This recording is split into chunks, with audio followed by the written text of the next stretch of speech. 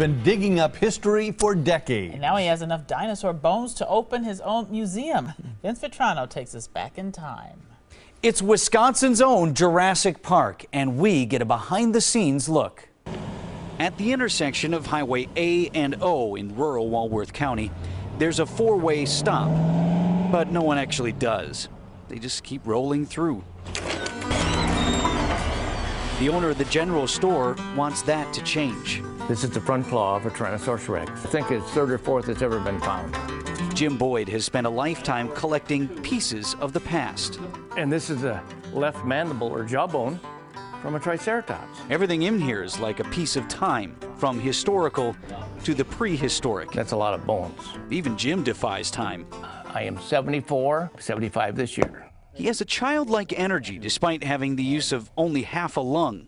And I'm still doing all kinds of stuff. Stuff like transforming his store into a museum. You want to do something that somebody else doesn't do. Jim was a factory worker. Then in 1974, he bought this general store. It's been around since 1880. These are actual pictures.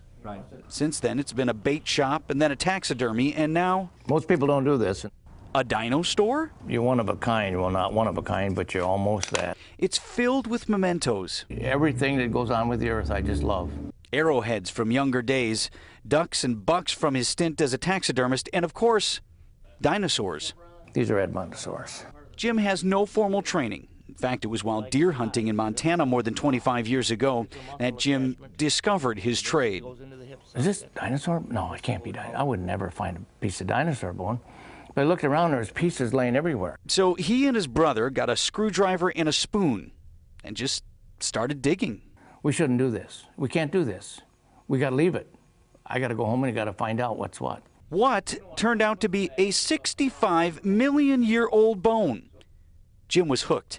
In his early 60s, he began studying all winter, then camping for a month every summer, just hoping to get lucky. This is the jaw of a Triceratops as it looked when we first started it. Well, he found enough luck to fill his entire shop. I learned how to do it by trial and error.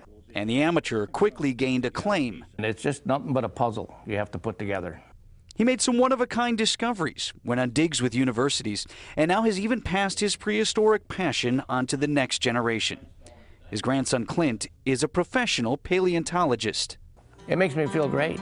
It's something that I loved, he loved too. Jim wants his museum to be hands-on. Unlike most, there are no models here. It's all actual fossils. It's nice to look at, but to touch them is it's the ultimate. So if you find yourself at this crossroads, stop. You never know what you'll find. You too can take a step back in time. Jim is going to open his shop to the public starting Memorial Day weekend. On your side, Vince Vitrano, today's TMJ4.